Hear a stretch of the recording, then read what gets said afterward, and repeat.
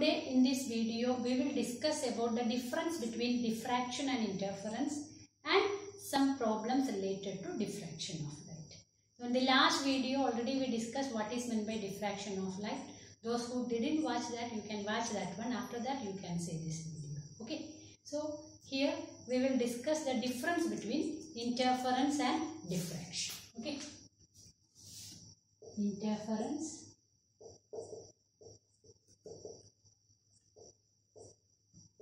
and diffraction.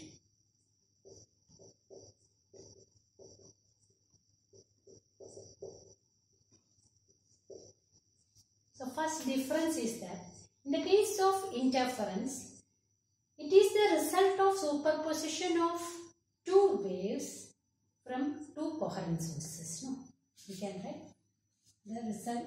It is the result of superposition of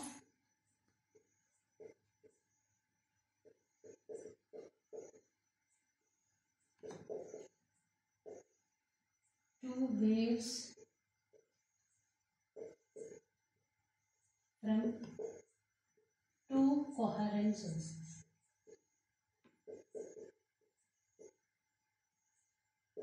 In the case of interference, Young's double slit experiment itself, you may be remembering two sources are there. Two slits are acting as two sources. From those two slits, waves are superimposing to produce the interference pattern. But in the case of diffraction, it is the result of superposition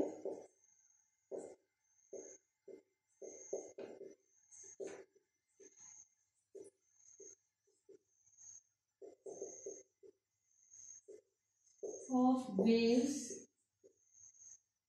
from different parts of the same wavefront. Different parts of the same wavefront.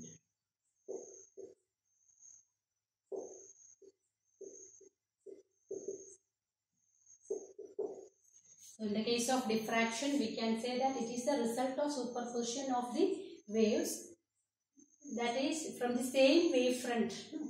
Each point is acting as a source. When we are considering a slit, that one wavefront is incident, and from that different points are acting as source and produce diffraction pattern. That results in the diffraction pattern. Okay.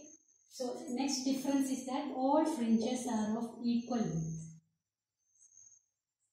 All fringes are of equal width. So whether it is central fringe or first maximum, second maximum, or doesn't matter, all fringes are of equal width. But here what is the difference? Angular width of central fringe, central maximum is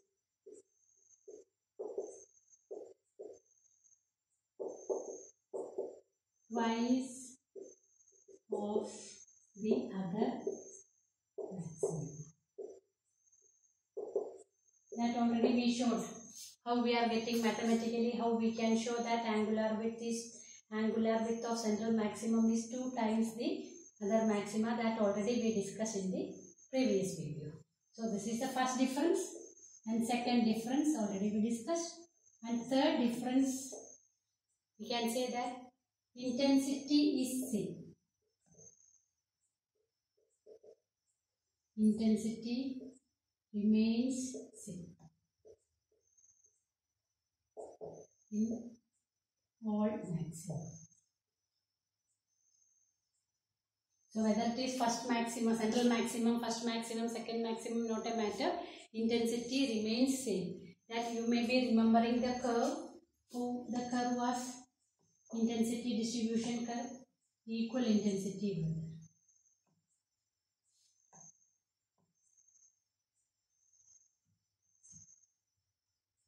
So here intensity versus, but we can show that, but we can write versus distance. No?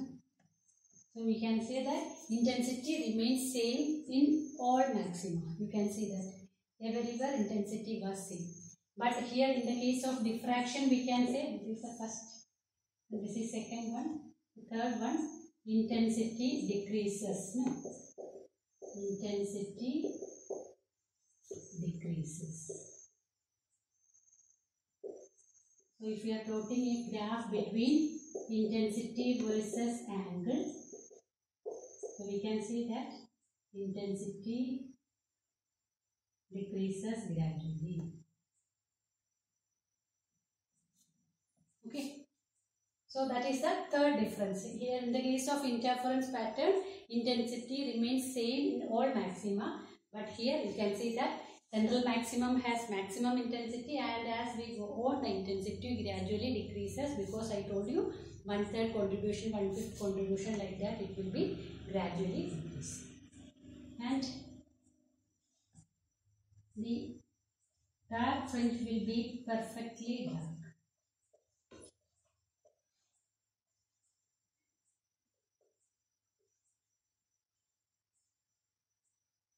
The dark fringe is perfectly dark. So we can say that there is a good contrast between maximum and minimum. Okay.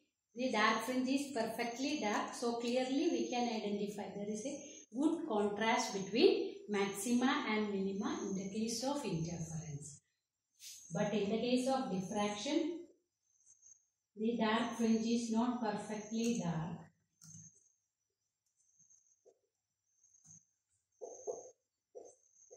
Is not perfectly dark. So less contrast between maxima and minima. Here good contrast between maxima and minima, because the dark fringe is perfectly dark, and here what happens, dark fringe is not perfectly dark, so there is less contrast between maxima and minima. And next difference is that at an angle lambda by d, you can write at an angle lambda by d,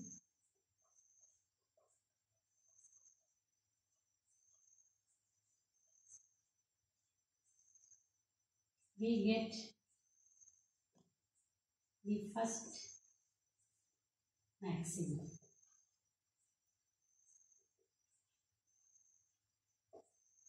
Where d is the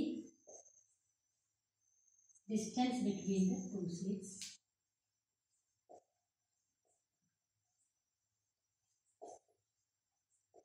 D is the distance between the two slits, and lambda the wavelength.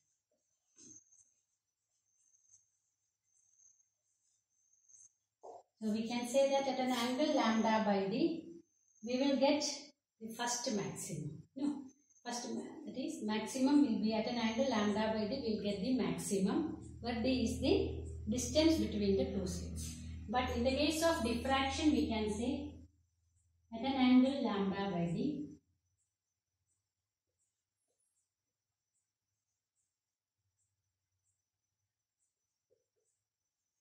lambda by d or lambda by a, whatever it is. Okay. We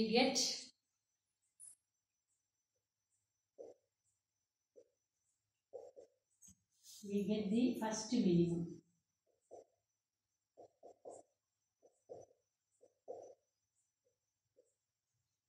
At an angle lambda by d or lambda by a, we get the first minimum. What is a or d? D or a is the width of the slit. And lambda is the wavelength of light.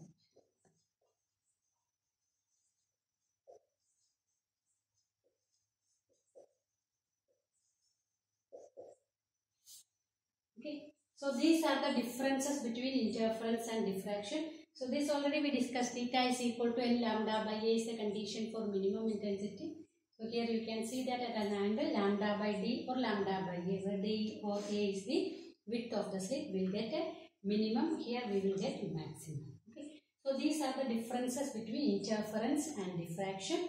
So you can go through those differences, and you have to remember this. No need of by hearting those, because this already we have discussed. this all this we have mathematically we have shown this graph already we have plotted, and this already theoretical part we have discussed. So no need of by hearting this. If you can understand, or if you could understand what is meant by interference and diffraction, clearly you can write the difference between them. Okay, is it clear? Now we will discuss one or two problems related to diffraction. Okay. Microwaves of frequency 24,000 MHz are incident normally on a rectangular slit of width 5 cm. Calculate the angular spread of the central maximum of the diffraction pattern of the slit. So you have to find the angular spread of central maximum. You can write angular spread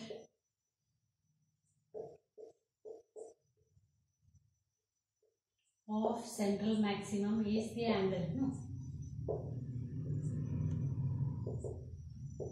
Is equal to 2 into lambda by A. That already we discussed. So A is given, width of the slit.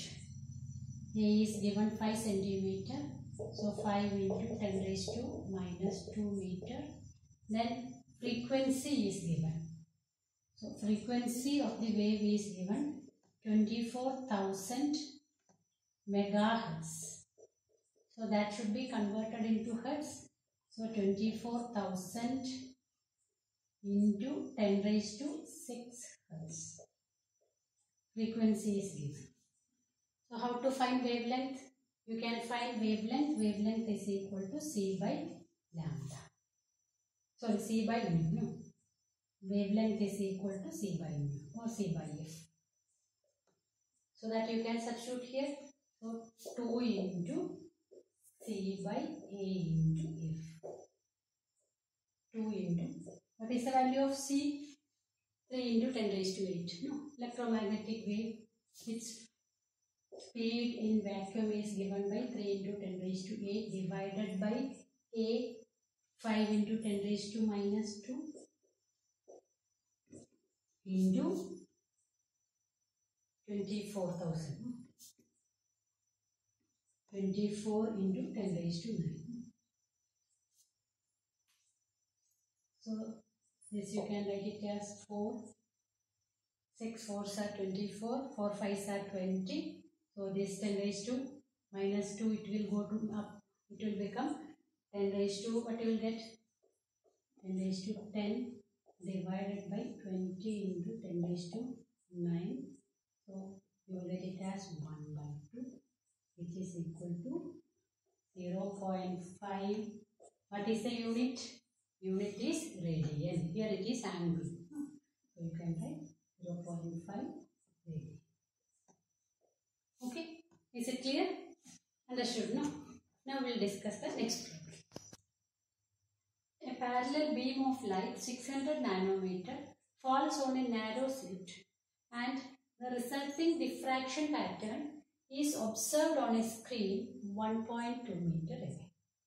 It is observed that the first minimum is at a distance of 3 millimeter from the center of the screen.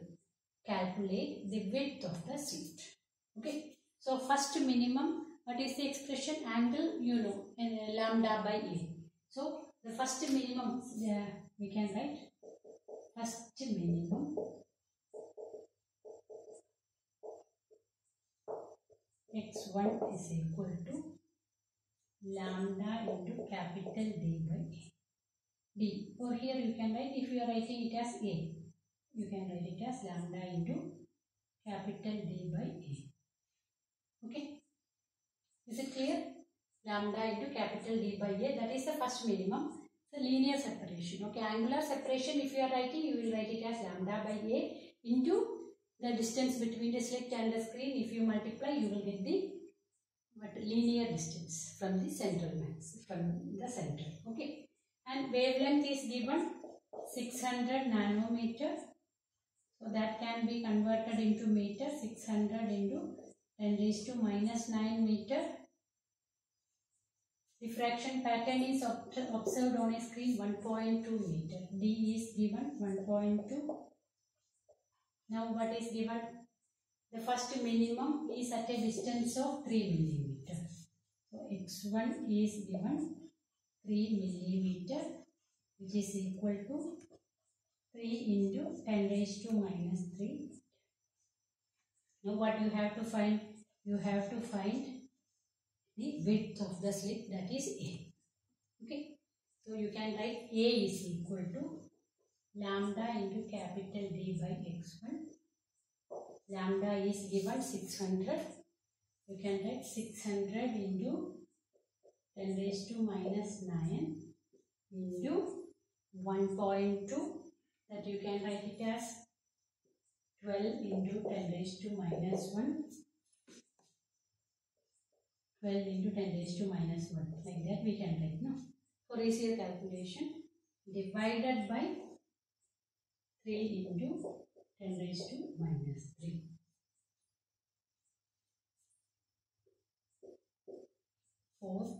6 4s are 24. So 2400 into 10 raised to minus 3. It will go to numerator, 10 raised to 3 into 10 raised to minus 10. Minus 9, minus 1, minus 10. Minus 10, this 3 plus 2, 5. So you can write 24 into 10 raised to minus 5. It is a unit. Unit is meter. So A is equal to 24 into 10 raised to minus 5 meter. Or if you want, you can write 2.4 into 10 raised to minus 4 meter. Or you can write 0.24. Okay, 0.24 millimeter, like that you can write. Okay, otherwise directly you can write 24 into 10 raised to minus 5 meter. So like this you can solve problems. And one more thing, sometimes they will give angle, larger angle will be given, 30 degree, 45 degree, like that. So in that case we cannot do the approximation. Normally we are writing for minimum theta is equal to n lambda by A, and theta is equal to n plus half lambda by A. No? By considering sin theta, for small angles we are taking sin theta is approximately equal to theta. But if theta value is larger given, then you have to write sin theta. Both case you have to write sin theta. Okay. So if theta, for example, if theta is equal to 30 degree, find the first minimum and first maximum, like that. If those type of problem, if it is asked, then you have to write sin theta equal to, like that you have to do. Because we did the approximation, theta is equal to n lambda by A. How we got? We assume that for small angle, sin theta is approximately equal to theta. If it is larger angles are given, you cannot do the approximation. There you have to take sin theta itself. Okay, for first minimum, what you will get? You can write sin theta equal to lambda by A. For first maximum, sin theta equal to what? 3 lambda by 2A. Like that you have to solve. Okay, so like those problems also you can solve. Okay, so today we discussed the difference between diffraction and interference, and 1 or 2 problems based on diffraction we discussed. Similar problems you can solve from your textbook or reference book, or from the previous question papers also. You can go through those problems, and if you find difficulty, contact me.